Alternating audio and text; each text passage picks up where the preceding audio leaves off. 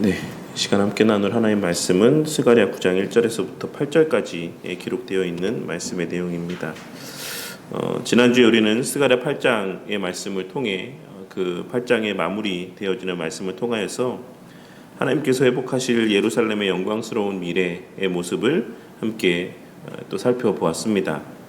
특별히 8장 마지막 부분에서 말이 다른 이방 사람 10명이 유다 사람 하나의 옷자락을 잡고 하나님이 너희와 함께 하심을 들었으니 우리가 너희와 함께 가겠다라고 말하는 놀라운 어떤 이방의 변화의 모습들, 하나님 나라의 어떤 확장의 모습들을 우리는 지난 시간의 말씀을 통해서 함께 살펴보았던 것입니다.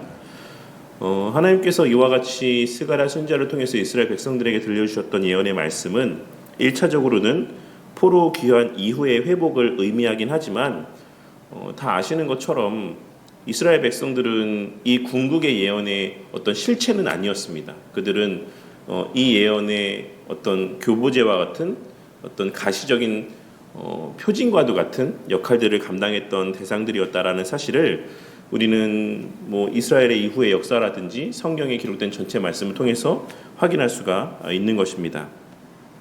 그렇게 예수님을 통해서 성취가 될 것을 이 예언의 말씀은 예언하고 있는 것이다라고 우리는 보는 것입니다.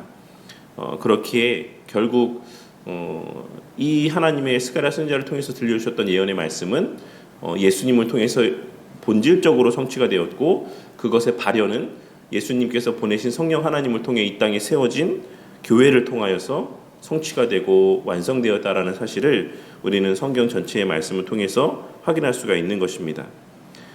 그렇다면 세상 사람들은 그 스가랴 선지자를 통해서 예언하셨던 말씀에서처럼 무엇을 보고 하나님이 너희와 함께 하신다라고 고백하게 되는 것이겠습니까? 그들은 어떠한 모습을 보고 하나님께서 그들과 함께 하신다라는 것을 알 수 있는 것이겠습니까? 그에 대해서 물론 우리가 이미 설교를 나누면서 여러 차례 여러 말씀들을 함께 나누었지만, 또 한 가지 우리가 생각해 볼 수 있는 것은 예수님의 요한복음 13장 34절과 35절에서 하신 말씀도 이와 관련된 말씀으로 우리는 이해를 할 수 있을 것이라고 생각합니다. 새 계명을 너희에게 주노니 서로 사랑하라. 내가 너희를 사랑한 것 같이 너희도 서로 사랑하라. 너희가 서로 사랑하면 이로써 모든 사람이 너희가 내 제자인 줄 알리라. 교회는 세상적인 힘이나 어떠한 화려함이 아니라 하나님을 진심으로 사랑하고 성도 간의 서로를 마치 예수님께서 당신의 교회를, 백성들을, 제자들을 사랑하셨던 것처럼 그와 같이 서로 사랑하며 섬기는 모습을 통해 하나님의 함께 하신다라는 사실을 드러내며 증거할 수 있는 것이고, 세상은 그러한 교회의 교회다움과 교회의 하나님 나라다움의 모습을 통해 우리 안에 계신 하나님을 보게 되는 것입니다. 초대교회 성도들은 바로 그러한 복음의 능력을 드러냈던 사람들이었고, 그들의 그러한 진정한 의미에서의 십자가 복음의 능력이 엄청난 핍박과 우리는 상상도 할 수 없는 그러한 위협 가운데서도 수많은 이방인들로 하여금 자발적으로 하나님께 나아오는 교회로 발걸음하게 되는 역사로 이어지게 되었다라고 할 수 있는 것입니다.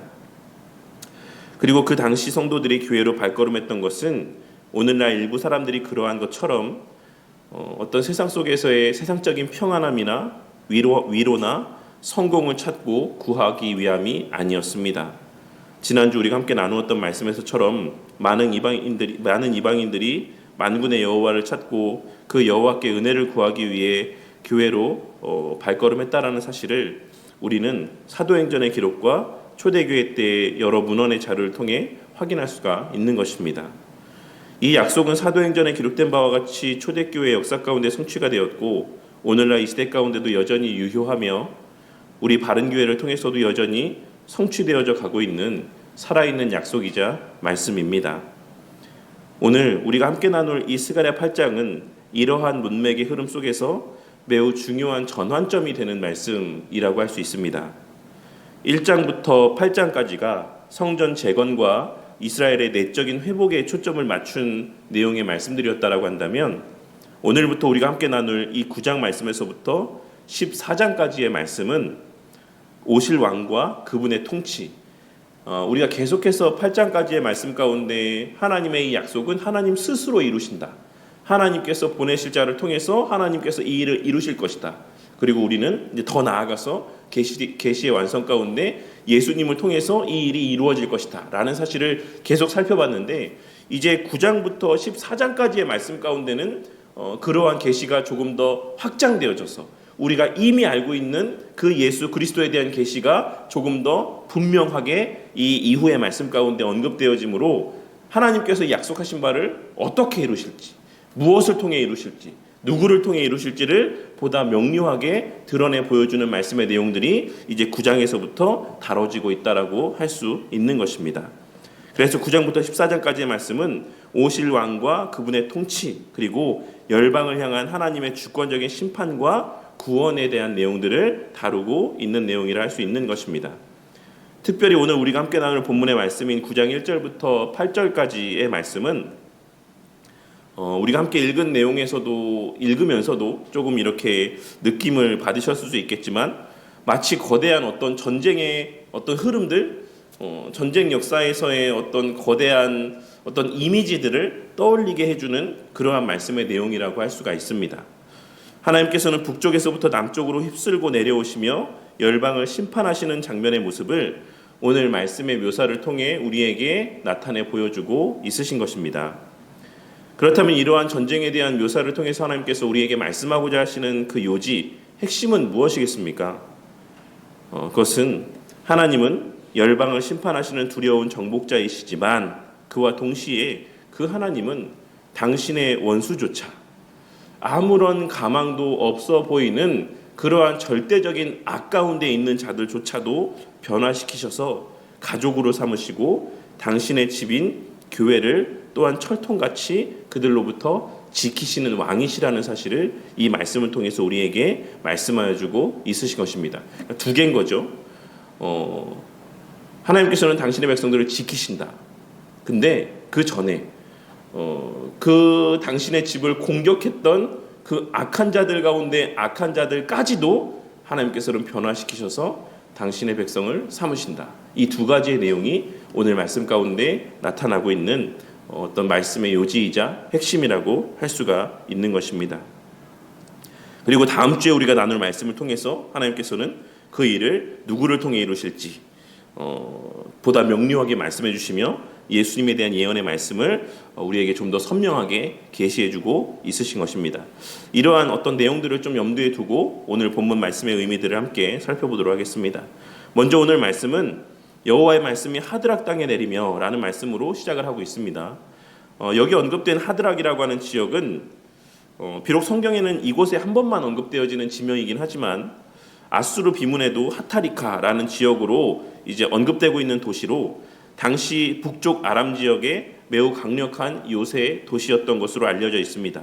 그리고 기원전 8세기경에 발견된 비문 가운데에는 이 하드락이라고 하는 도시가 그 지역에서의 어떤 수도와도 같은 역할을 감당하는 지역이었다라고 하는 내용들도 언급이 되어져 있습니다.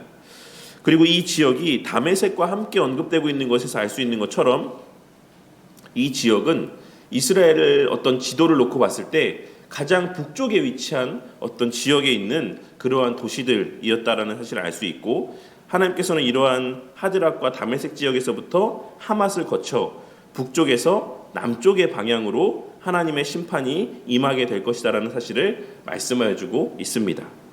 그리고 이어지는 말씀에서는 두로와 시돈에도 하나님의 심판이 임할 것이다라고 말씀하고 있는데, 두로와 시돈은 페니키아라고 하는 해양 도시들로서 이제 되게 해상무역으로 인해 좀 상업과 어떤 지식들, 그러니까 무역하는 도시들이 모든 다 지역이 다 그러한 것처럼 외부 문물들이 쉽게 들어오고 또 무역으로 말미암는 물질이 좀 부유함 가운데 있는 것을 우리가 잘 아는 것처럼 그 가운데 대표적인 도시가 두로와 시돈이었습니다. 그 가운데 두로 지역은 물질적인 면에서 매우 이렇게 좀 대명사와 같이 여겨지는 도시였고, 시돈은 어떤 지식적인 측면에서 되게 좀 지식층이 사는 도시, 되게 지혜로운 사람들이 사는 도시와 같이 여겨졌던 도시들이었던 것입니다.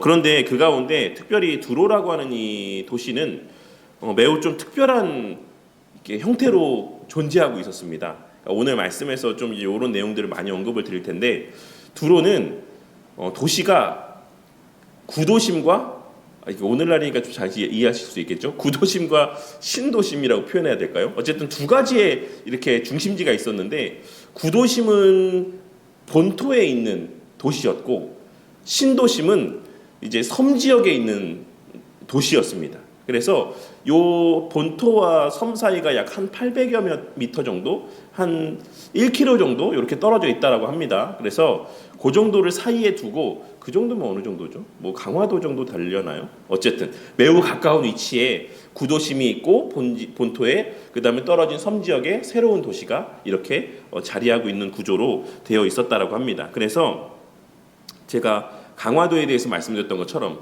강화도가 이제 몽골이 쳐들어왔을 때 끝까지 그곳의 수도를 옮겨서 대몽 항쟁을 벌이지 않았습니까?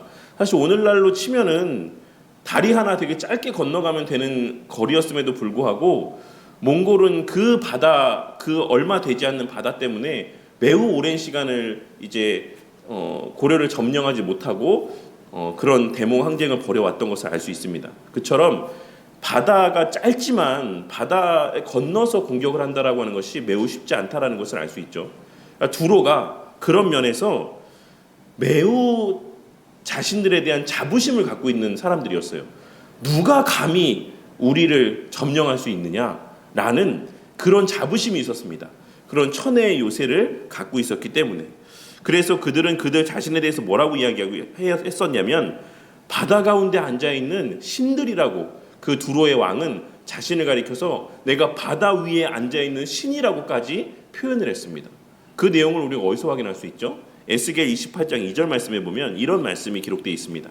인자야, 너는 두로 왕에게 이르기를, 주 여호와께서 이같이 말씀하시되 내 마음이 교만하여 말하기를 나는 신이라, 내가 하나님의 자리 곧 바다 가운데에 앉아있다 하도다. 내 마음이 하나님의 마음 같은 체할지라도 너는 사람이요 신이 아니거늘. 무슨 말입니까? 두로의 왕이, 야, 나는 하나님과 같아.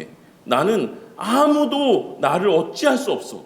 왜냐하면 이 섬에 있는, 이 바다 가운데 있는 이 성을 그 누구도 침입할 수 없기 때문에 그래 라고 하는 말을 그가 하고 있었다라고 하나님께서 지금 말씀하고 있는 것입니다. 하나님께서 이런 언급을 통해서 좀 세상의 그 어떤 강력한 요새도, 그러니까 이러한 두로마저도 무너지게 될 것이다라는 말씀을 통해 세상의 그 어떤 강력한 요새도, 지혜롭고 물질이 부유한 도시도 하나님의 말씀 앞에서는 무력하다라는 사실을 나타내 보여주고 있으십니다. 그런데 여기서 우리가 주의해서 볼 것은, 심판과 관련된 말씀 가운데 하나님께서는 하나님의 말씀이 내리고 머물 것이다라고 표현하고 있다라는 것입니다. 물론 이제 여기서의 말씀이 그 말씀이 응할 것이다, 내가 심판하기로 한 그 말이 그대로 이루어질 것이다라는 의미이기도 합니다. 그런데 여기서 머물다라는 표현은 쉬다, 안식하다라는 의미의 표현으로 이를 의역하자면, 하나님의 말씀이 그 심판으로 그냥 스쳐 지나가는 것이 아니라 그곳에 오래도록 자리를 잡고 머물게 될 것이다라는 사실을 말씀하고 있다라는 사실을 우리가 이러한 표현을 통해서 확인할 수가 있습니다. 그래서 이러한 표현을 통해서 우리가 생각해 볼 수 있는 것은, 오늘 말씀에서 하나님의 심판에 대한 예언은 1차적으로는 이방 민족들을 향한 어떤 실제적인 심판에 대한 예언의 말씀이 맞지만, 그리고 그 예언이 실제로 성취된 것도 맞지만, 궁극적으로는 그리스도를 통한 복음의 임함과 확장을 의미하고, 더 나아가 교회의 복음 선포를 통한 하나님 나라의 확장을 예언하고 있으신 말씀이다라는 생각을 해보게 됩니다. 무슨 말이냐면, 뒤에 이제 제가 적용 부분에 말씀드리겠지만, 이러한 당시에 그 어떠한 사람들도 함락시킬 수 없을 것만 같이 여겨졌던 대상들을 함락시키시는 모습을 통해 하나님께서는 1차적으로는 대적들에 대한 심판에 대한 어떤 하나님의 강력한 능력을 보여주시는 것이기도 하지만, 동시에 영적인 의미에서는 하나님께서 그 마음을 깨뜨리지 못할 대상이 없다. 아무리 완고한 대상, 그가 물질 때문에 신앙을 거부하든, 아니면 자신의 지식 때문에 신앙을 거부하든, 아니면 그 외에 어떤 자신이 가진 무엇 때문에 그 신앙을 거부하고 견고하고 어떤 강팍한 마음을 소유하고 있다라고 할지라도 하나님의 말씀은 그곳에 임하실 수 있다라는 사실을 말씀하고 있으신 의미로도 이 말씀의 내용들은 좀 이해할 수가 있는 것입니다. 실제로 오늘 말씀 가운데 언급되는 지명들과 그 언급의 순서인, 그러니까 1차적인 의미에서의 예언을 말씀드리는 겁니다. 하드락, 다메섹, 하맛, 그리고 두로와 시돈, 그리고 마지막으로는 남쪽 해안의 지역 가운데 위치한 블레셋의 성읍들인 아스글론, 가사, 에그론, 아스돗, 이런 어떤 경로로 기록이 되어 있는 것을 알 수 있습니다. 실제 역사 가운데 이 예언의 말씀은 어떻게 성취가 되었냐면, 우리 성도님들도 잘 아시는 알렉산더 대왕을 통해서 이 예언의 말씀이 실제로 성취가 되었습니다. 주전 300여 년경에 300년대에 이제 알렉산더 대왕이 그 공격을 해오는 이제 애굽까지 내려가는 그런 어떤 상황들 속에서 이 성경에 기록된 똑같은 순서대로 공격을 하면서 내려옵니다. 그래서 하나하나 도시들이 이 순서대로 함락이 됩니다.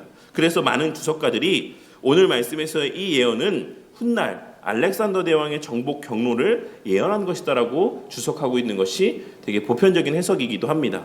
그리고 이와 관련해서 되게 흥미로운 기록이 있는데, 좀 오늘 말씀을 이해하는데 그 내용들이 좀 도움이 되고 의미가 있을 것 같아서 그 내용들을 좀 상세하게 이 시간에 좀 말씀드리도록 하겠습니다. 기원전 332년에 알렉산더 대왕은 페르시아 제국을 이제 무너뜨리는 과정에서, 바사 제국을 무너뜨리는 과정에서 실제로 시리아 지역 그리고 페니키아 지역을 거쳐서 남쪽으로 내려왔습니다. 시리아 지역이 하드락과 다메섹 지역이고 페니키아 지역이 앞서 말씀드렸던 두로와 시돈 지방입니다. 그렇게 두 지방을 거쳐서 아래 지역까지 내려오는 이 경로로 이렇게 좀 바사를 무너뜨리는, 공격하는 어떤 이런 루트들을 취했다라는 것입니다. 그래서 그의 최종 목표는 이집트, 애굽이었기 때문에 그 길목에 있는 이스라엘 지역도 반드시 통과하게 될 수밖에 없었습니다. 그 과정에서 가장 쉽지 않았던 것이 바로 앞서도 잠깐 언급했던 두로였던 것입니다. 두로의 육지 지역은 좀 비교적 쉽게 함락을 시켰지만, 앞서 말씀드렸던 것처럼 섬에 있는 두로 도시는 섬에 있었기 때문에 매우 힘들었습니다. 그래서 역사적인 어떤 문헌들을 보면 이 섬에 있는 두로 성을 함락시키는 데만 알렉산더 대왕이 총 7개월이라는 시간을 사용했다라고 알려져 있습니다. 당시에 그러니까 알렉산더라는 그 대왕이 얼마나 강력한 왕이었고 그의 어떤 군사력이 얼마나 대단했음에도 불구하고 7개월이라는 시간이 소요됐다라는 것은 정말 그 두로 왕이 갖고 있었던 자신감이 아무 근거 없는 자신감은 아니었다라는 사실을 또 나타내 보여주는 하나의 단적인 예라고 할 수 있을 것입니다. 근데 이 과정에서 좀 흥미로운 예가 있는데, 이제 7개월이라는 시간이 함락되어지는 과정 가운데서, 그러니까 그 함락하는 7개월의 시간이 흘러가는 가운데서 결국에는 어떻게 그 섬에 있는 두로 성을 함락시켰냐면 그 주변을 메운 것으로 알려져 있습니다. 그러니까 배를 타야 되잖아요. 배를 대야 되는데 배를 대지 못하도록 공격을 하면 아예 닻을 내리고 상륙할 수도 없고 그냥 다 그 바다에 매몰돼 죽을 수밖에 없는 겁니다. 그래서 알렉산더 대왕이 오랜 시간을 흙과 돌로 그 두로 섬 주변을 메운 거예요. 그래서 배가 상륙할 수 있고 이제 공송전을 할 수 있도록. 그래서 결국 7개월 만에 두로성을 함락하게 됩니다. 근데 그때에 그 두로 성 주변을 메운 그 돌과 그 흙이 어디서 온 것인지 압니까? 그게 바로 육지에 있었던 두로성을 허물어서 거기에서 나온 돌과 그 성에서 나온 흙으로 그 섬에 있는 두로성 주변을 메웠던 것입니다. 그러니까 이게 어떤 말씀이 생각이 나십니까? 4절 말씀에 주께서 그를 정복하시며 그의 권세를 바다에 쳐넣으시리니 라는 말씀이 이러한 모습으로 성취가 되었다라고 할 수가 있는 것입니다. 그렇게 두로를 7개월 만에 함락시킨 이후에 알렉산더 대왕은 계속해서 해안길을 따라서 남쪽으로 진격을 했습니다. 그러면 그 이후는 어디가 등장을 합니까? 아스글론이 등장을 하죠. 이 아스글론은 어떻게 되었을 것 같습니까? 5절 말씀해 보시면 아스글론이 보고 무서워하며 라고 했는데, 그럼 아스글론은 저항을 했겠습니까? 하지 않았겠습니까? 요 말씀만 보시면 저항을 하지 않았겠죠. 왜? 아스글론은 무서워했다라고 했으니까. 실제로 역사의 자료를 보시면 아스글론은 항복을 하였습니다. 아리안이라고 하는 헬라의 역사가의 기록에 따르면 두로 함락 이후에 가사를 제외한 팔레스타인의 대부분의 도시들은 알렉산더에게 성문을 열고 그냥 항복했다라고 알려져 있습니다. 아스글론은 두로의 멸망을 보고, 야, 두로가 멸망했는데 정말 그 누구도 함락하지 못할 것이다라고 생각했던 두로가 함락되었는데 우리가 어떻게 알렉산더 대왕에게 대항할 수 있겠느냐라고 생각하며 싸울 의지를 상실하고 문을 열었던 것입니다. 그런데 블레셋의 도시 가운데 하나였던 가사는 끝까지 항복하지 않았습니다.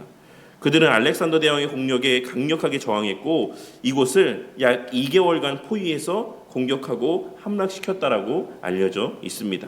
그리고 그 이후에 가사의 지도자였던, 그러니까 그 가사 지역은 예전에는 이제 블레셋이라는 지역으로 묶여 있었던 도시였고, 나중에는 이제 5개 도시의 연합체처럼 이렇게 있었고, 어떤 바사의 속국과도 같이, 그러니까 위임된 총독들이 이렇게 나중에 로마의 총독이 이스라엘 지역을 다스렸던 것처럼 그렇게 그 블레셋의 각 성읍들마다 그 바사에서 파송한 총독들이 통치를 대신하고 있었습니다. 그 가운데 바티스라고 하는 장군이 이 가사 지역을 통치하고 있었는데 그가 끝까지 알렉산더 대왕에게 저항을 했던 겁니다. 2개월여 동안.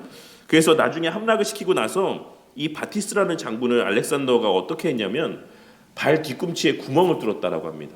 그러니까 아킬레스건이라고 하죠. 그쪽에 구멍을 뚫어갖고 거기를 밧줄로 묶어서 마차에 실어서 그 죽을 때까지 성읍을 돌게 했다라고 합니다. 그렇게 끌려다니면서 비참하게 죽음을 맞이했다라고 합니다.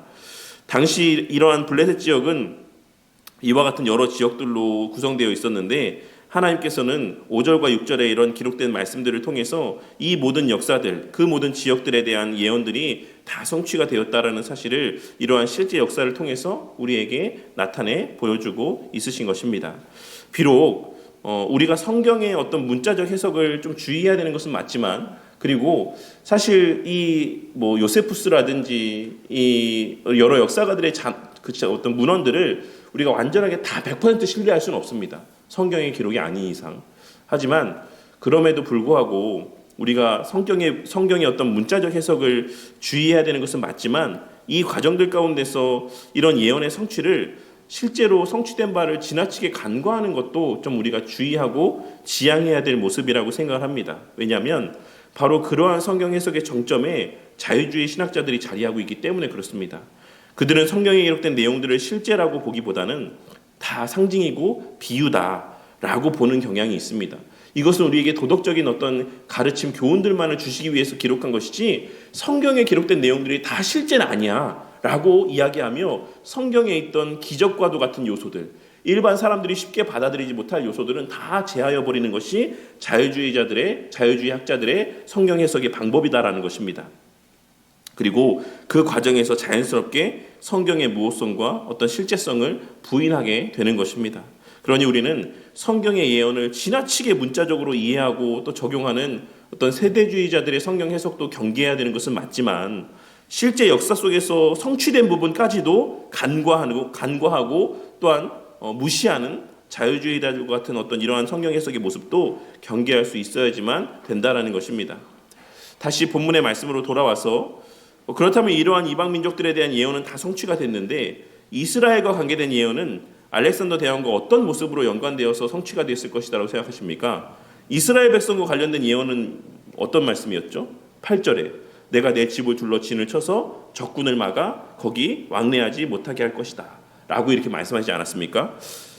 이 예언과 관련해서도 재밌는 기록이 이제 요세푸스라고 하는 역사가의 기록 가운데 등장을 합니다. 유대 고대사라고 하는 책이 있는데 거기에 이 알렉산더 대왕과 관련된 아주 흥미로운 내용이 기록이 되어 있습니다. 어떤 내용이냐면 알렉산더 대왕이 두로를 포위하고 공격을 할 때에 얼마 걸렸다라고 말씀드렸습니까? 함락까지 7개월이 소요됐잖아요.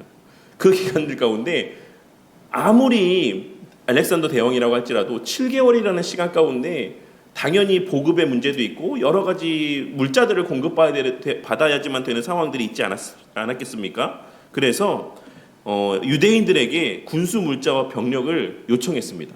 야, 우리한테 물자를 좀 지원해줘, 병력을 좀 지원해줘 라고 이렇게 이야기했는데, 당시의 대제사장이었던 야두아라고 하는 인물이 당시의 대제사장이었는데 그가 말하기를, 야, 우리는 바사에게 충성을 맹세했어. 근데 어떻게 우리가 그 바사 제국을 공격하는데 도움을 줄 수 있겠냐? 라고 이야기하면서 거절했다라고 합니다. 알렉산더가 어땠겠습니까? 엄청나게 분노했겠죠. 그래서 이제 니네 알았어. 너네 두고 봐. 내가 두로 함락하고 나서 다음은 니네야 라고 하는 마음을 품고 있었던 것입니다. 그래서 두로와 가사를 다 정복한 이후에 그 당시의 기억을 잊지 않고 이제 예루살렘을 함락하기 위해서 갑니다. 근데 이 상황 가운데 야두아라고 하는 대제사장이 밤에 꿈을 꿀 때 환상을 봐요. 하나님의 말씀을 듣습니다. 그 하나님께서 꿈에서 야두아에게 뭐라고 말씀하셨냐면, 제사장의 복장, 에봇을 갖춰 입고 흰옷을 입은 백성들과 함께 성문 밖으로 나가서 알렉산더 대왕을 맞아라 라고 하는 환상, 계시를 들었다라고 합니다. 그래서 실제로 이제 그 말씀대로 제사장의 예복을 입고 백성들과 함께 문 밖에 나가서 알렉산더 대왕을 쳐들어오는, 이제 알렉산더 대왕을 나가서 맞이했는데, 알렉산더가 그 모습을 보자마자 말에서 내려 이 야두아라고 하는 대제사장에게 절을 했다라고 합니다. 이게 유대 역사의 그 요세푸스의 저작 가운데 기록이 되어 있는 내용입니다. 그래서 부하들이 물은 거예요. 아니, 왜 그렇게 죽일 듯이 왔으면서 괘씸해가지고 보복하려고 왔으면서 왜 이 제사장한테 절을 합니까? 라고 부하들이 물어보니까 알렉산더가 대답하기를, 내가 마게도냐에 있을 때 꿈에서 이 사람하고 똑같은 옷을 입은 사람이 나타나 나한테 말하기를 내가 아시아를 정복할 것이다 라고 말하며 격려해 주는 꿈을 내가 꾼 적이 있다 라고 이야기하면서 이 예루살렘을 함락하지 아니하고 끝까지 이제 지키고 보호해 줬다라고 합니다.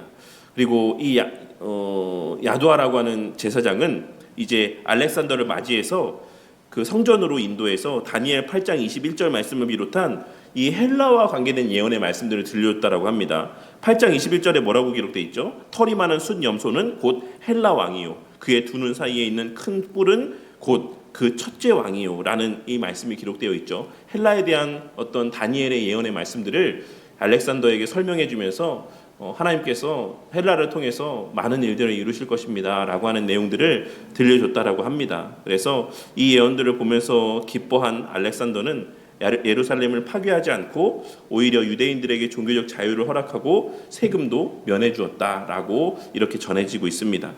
물론 이 요세푸스 저작의 내용들이 정말 다 맞는 일인가라고 하는 것에 대해서는 우리가 좀 생각해 볼 필요가 있지만, 그러니까 분명한 팩트, 역사적인 사실은 어떤 이유에서든지 알렉산더가 주변의 모든 나라들은 다 함락시켰는데 예루살렘만큼은 파괴하지 않고 평화롭게 지나갔다라는 것입니다. 그리고 이를 통해 우리는 오늘 8절에 기록된 예언의 말씀에 놀라운 성취의 모습을 보게 되는 것입니다. 내가 내 집을 둘러 진을 쳐서 적군을 막아 거기 왕래하지 못하게 할 것이라. 포악한 자가 다시는 그 지경으로 지나가지 못하리니 라고 말씀하고 있는 이 예언의 말씀이 1차적으로는 이와 같이 성취가 되었다라고 할 수가 있는 것입니다. 그리고 이를 통해 하나님께서는 앞서도 말씀드린 것처럼 이 예언의 말씀이 궁극의 예언의 말씀이 아니잖아요. 나중에 결국에는 예루살렘의 성전도 파괴되고 예루살렘도 다 무너지고 하지만 하나님께서는 1차적인 이 예언의 말씀을 통해 내가 약속한 이 약속의 실체는 반드시 내가 이룰 것이다라는 것을 그들의 마음 가운데 상기시켜 주시고 확증하여 주셨다라고 할 수가 있는 것입니다. 비록 세상에 속한 자들은 세상의 역사가 세상의 힘과 논리와 어떤 우연에 따라 돌아간다라고 생각하지만, 하나님께서는 이러한 말씀들을 통해서 세상의 모든 역사는 하나님의 뜻과 계획에 따라 하나님의 주권적인 섭리 가운데 돌아간다라고 하는 사실을 이 알렉산더 대왕이라고 하는 제2 원인을 통하여서 당시에 이스라엘 백성들에게 또 오늘날을 살아가는 우리에게 말씀하여 주고 있으신 것이다라고 할 수 있는 것입니다. 여기까지가 이제 6절까지 하신 말씀의 역사 속에서의 어떤 실제 성취의 모습이자 이 말씀의 1차적인 어떤 의미라고 한다면, 이어지는 7절의 말씀은 장차 예수님을 통해 성취하실 일에 대한 예언의 말씀이라고 할 수 있습니다. 그의 입에서 그의 피를, 그의 입 사이에서 그 가증한 것을 제거하리니 그들도 남아서 우리 하나님께로 돌아와서 유다의 한 지도자같이 되겠고 에그로는 여부스 사람같이 되리라.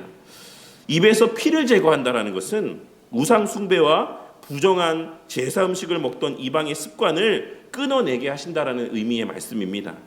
그런데 이러한 결과가 무엇입니까? 무엇을 위해서 이렇게 하신다라고 말씀하셨습니까?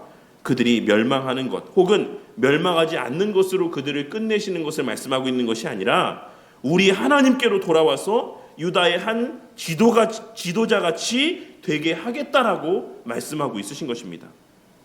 그리고 특별히 에그로는 여부스 사람같이 되리라 라고 말씀하고 있으신데, 이 말씀은 매우 충격적인 말씀입니다. 왜 그렇습니까? 여부스 사람이 어떤 사람들인지를 알면 우리 성도님들이 이 말씀의 의미가 얼마나 충격적인지를 아실 수 있을 거라고 생각합니다. 여부스 족속은 다윗이 예루살렘을 정복하기 전 그곳에 살고 있었던 원주민들이었습니다. 그들은 정복당했지만 멸절되지 아니하였고 이스라엘 안에 흡수되어서 하나님의 백성으로 편입되게 됩니다. 즉 하나님은 철천지 원수였던 블레셋 곧 에그론조차 정복하여 멸망시키는 것으로 끝내는 것이 아닌 변화시켜 하나님 백성으로 삼으시겠다라고 하는 구원의 의지를 보여주고 있으신 것입니다. 그리고 그 하나님께서는 당신의 집 곧 하나님 나라 백성들을 끝까지 지키시고 보호하실 것을 말씀하여 주고 있으신 것입니다. 여기서 이 여부스 족속에 대해서는 뒤에 좀 더 상세하게 말씀드리도록 하겠습니다.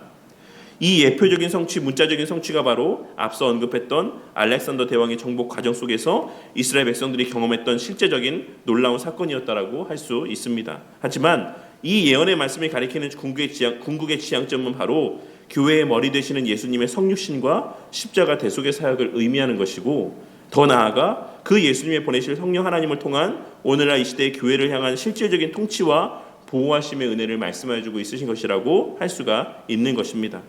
하나님께서는 지금 이 순간에도 당신의 모든 영광과 권세를 공유하시는 성자 예수님을 통해 이 약속의 말씀을 우리에게 적용하여 주고 있으신 것이고, 그 예수님께서는 보내신 성령 하나님을 통하여 내가 너와 땅 끝날까지 함께하겠다라는 약속 가운데 함께하시며 이 약속을 계속하여 신실하게 지키심으로 당신의 백성들을 향한 이 모든 예언의 말씀들, 약속의 말씀들을 단 하나도 예외 없이 여전히 유효하게 성취해 가시며 완성해 가고 있으신 것이라고 할 수 있는 것입니다. 그렇다면 오늘 이 본문의 말씀에서 우리는 어떠한 사실들을 깨달을 수 있고 무엇을 마음에 새겨야 된다라고 할 수 있겠습니까? 첫째로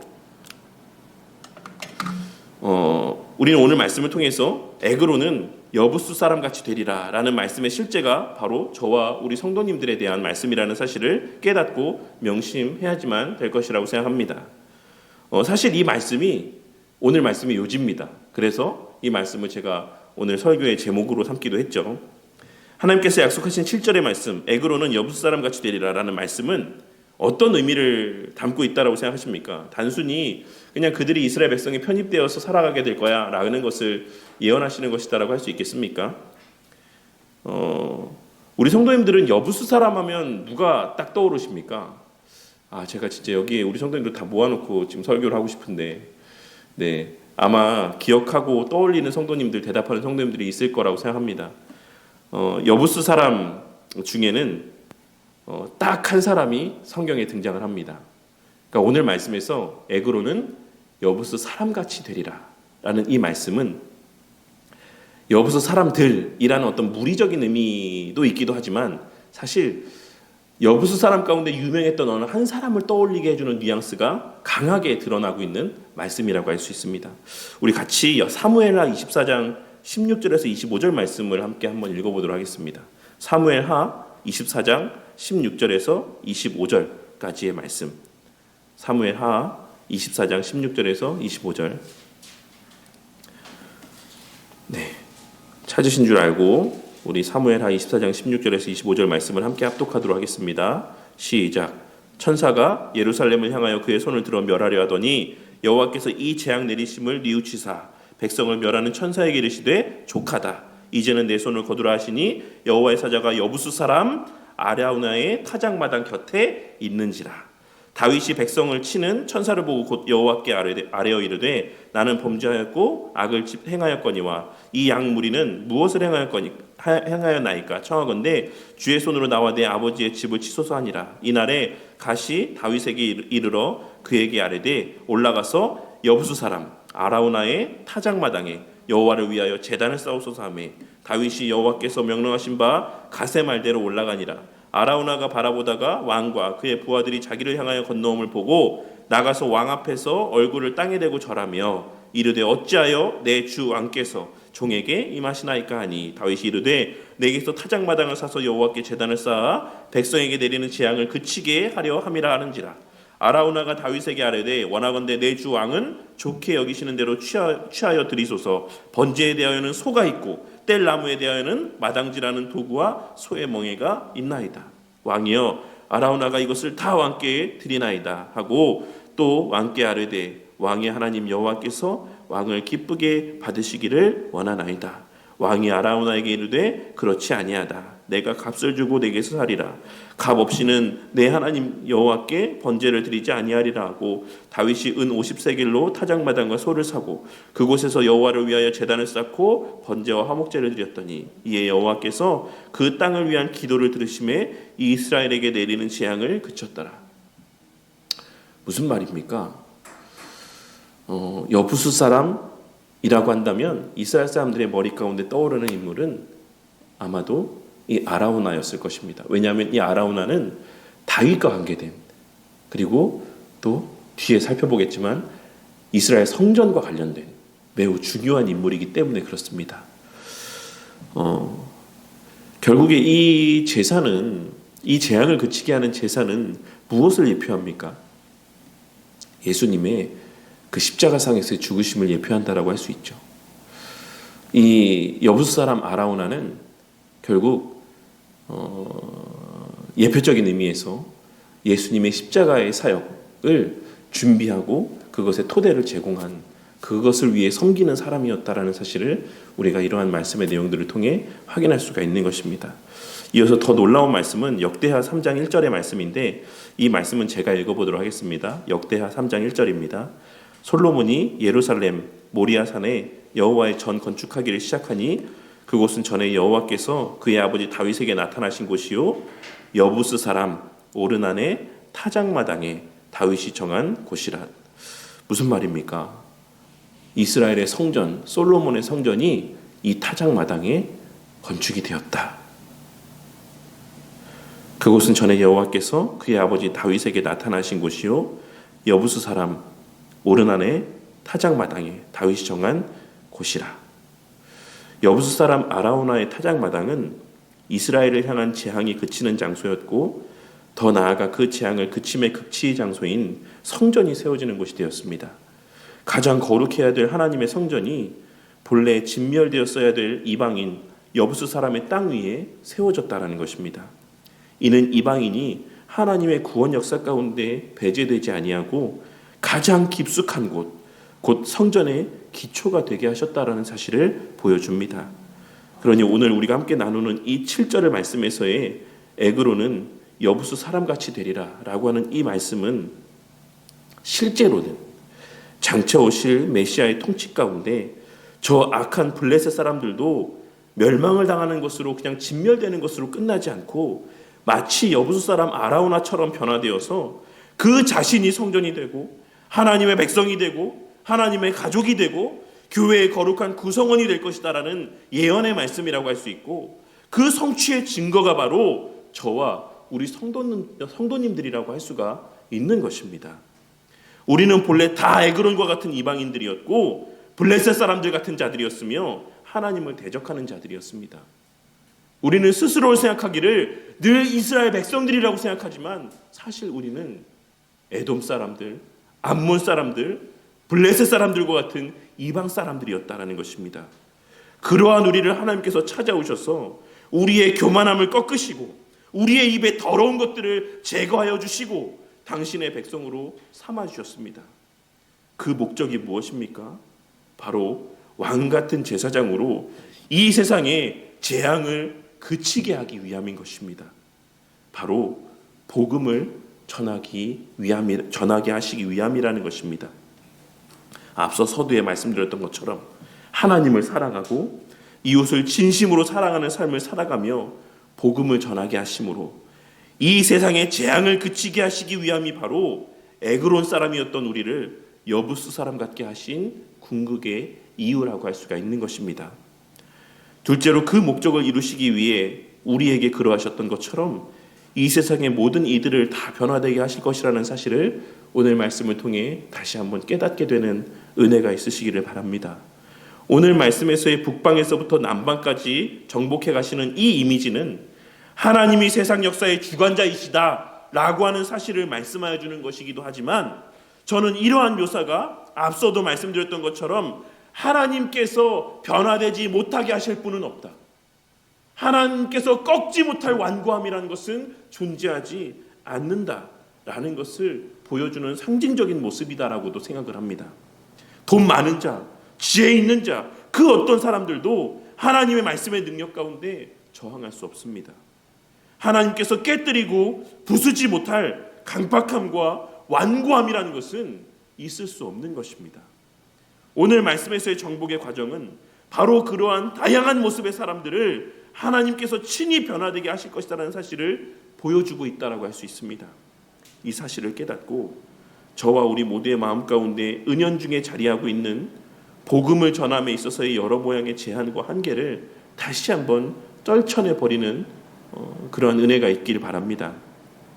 늘 말씀드리는 것처럼 저 사람은 돈이 많아서 아무 부족한 것이 없어서 내가 복음 전해도 교회 가자 해도 교회 안 갈 거야. 저 사람은 너무 똑똑하고 배운 게 많아서 내가 아무리 복음에 대해서 이야기해도 저 사람은 수긍하고 받아들이지 않을 거야. 혹은 저 사람은 너무나도 악해서 저 사람은 절대로 내가 복음을 전할 때 그 말에 반응하지 않을 거야. 이러한 생각들을 갖고 복음을 전함에 있어 나름의 기준을 두고 하나님의 말씀의 능력을 제한하고 한계를 두는 저와 우리 모두가 되지 않기를 바란다는 것입니다. 이 일은 오늘 말씀에서와 같이 하나님께 속한 일입니다.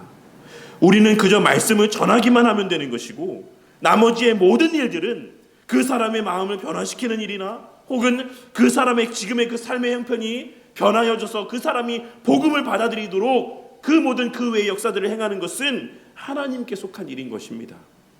이 사실을 깨닫고 우리의 여부스 사람같이 되게 하신 목적을 기억하며 늘 때를 얻든지 얻지 못하든지 복음을 전하기 위한 삶, 나를 변화되게 하신 것처럼 그들 또한도 변화되게 하실 것을 기대하고 확신하며 신실하게 복음을 전하는 삶을 하나님을 신뢰함 가운데 하나님의 말씀을 확신함 가운데 또 실천하고 또 행하며 살아가는 저와 우리 모두가 되기를 바랍니다.